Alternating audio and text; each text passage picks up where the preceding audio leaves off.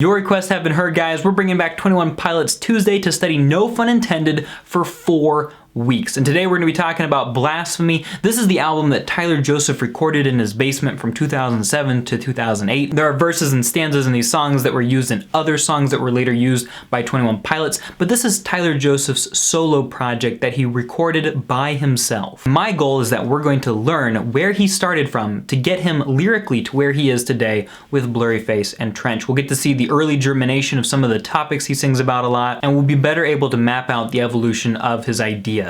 But without further ado, let me explain.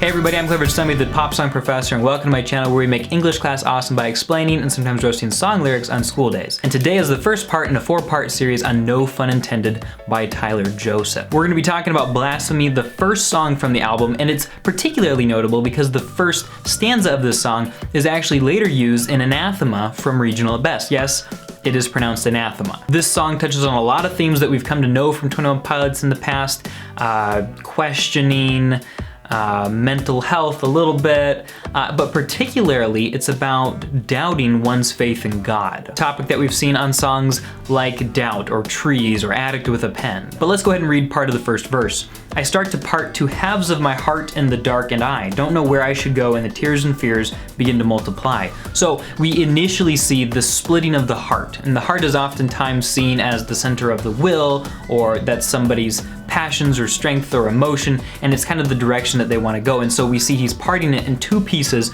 which means he's gonna have 2 competing ideologies that he's gonna want to follow. Taking time in a simple place in my bed where my head rests on a pillowcase. These thoughts are happening in his bed, in his bedroom, and it said that a war is led, but I forget that I let another day go by. That war that's led is probably an internal, mental, or spiritual one, but despite it being a war, he forgets that he let another day go by, perhaps because he's so engrossed in the fighting himself. What is he fighting? What is he fighting about? We shall see soon. I want to be afraid, but it seems that these days I'm caught underwater and I'm falling farther. My heart's getting harder. I'm calling my father. Am I screaming to an empty sky? And so we see that part of the conflict here is he's wondering that as he calls to God and either asks him for help or just asks him for confirmation that he exists, he worries that he's screaming to an empty sky and that perhaps God doesn't exist or isn't listening to him. Empty sky, no way, that's me, because one half of my heart is free. Empty sky, no way, that's me, because the other half of my heart's asleep. We see the same motif show up in Car Radio where he says, there's faith and there's sleep, we need to pick one, please. So the free heart is probably the happier part, the part that maybe feels like it has experienced God, and the other part of his heart is asleep. It's dead to faith and to the outside world. In the chorus we hear, sing a song but don't believe, blasphemy is just for me. Hypocrite, take your pick, because the poison's on my lips, cannot understand you. And this is him seeming to be singing to himself, where he's saying, you know, sing a song but don't believe, so I'm gonna sing the song to God, or I might sing a song to God in general, but I don't always feel like I believe him or believe in him. The blasphemy is just for me. He feels that by singing that way, he feels like he's blaspheming God. And because of that, he feels like a hypocrite. Verse 2 touches on materialism a lot, very similar to what we see in a song like Isle of Flightless Birds, where we find our worth in giving birth and stuff. Lights, camera, action, satisfaction at your fingertips, no one's lacking stuff. But it's not enough when it seems that we have enough stuff just to blow stuff up. And that could be referring to war possibly, or it could just mean that we have enough stuff that we can afford to get rid of plenty and there's not really a point to having as much as we do. Lights, camera, stop, we're killing ourselves just to get to the top, and that's maybe, you know, trying to make enough money or be socially successful. But we won't stop talking about what we got and how we all love it when we're loved a lot. And that could be a reference to kind of the mentality we see in social media where people want to have a lot of attention paid to them. Or how people maybe want a lot of people to admire them, but they don't put the same effort out there to appreciate others. Enough about you, let's talk about me and how everybody thinks I'm just so free. Free? Did you hear the verse that came first and how my own body is waging war on me?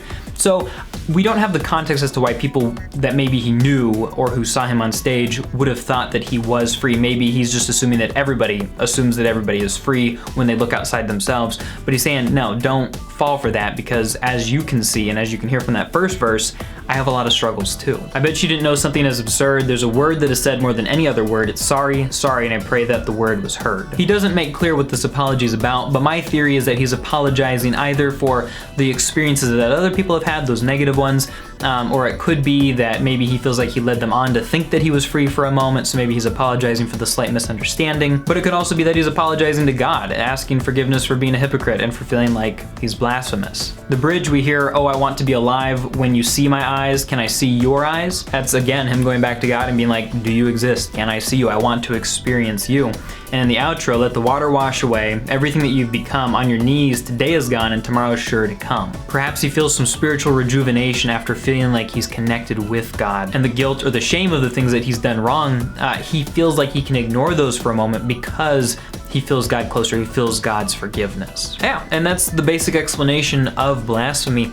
If I was gonna say anything as to how this leads into other songs or how it shows Tyler's development, I would say that we for sure see some topics showing up here, ideas that were later used in other songs word for word, or same ideas that were revisited a lot. But I would say that I think as Tyler progressed in songs, particularly for 21 Pilots, he did a better job of keeping the songs specifically to one topic. This one touches on a lot of different things, and part of me really likes that.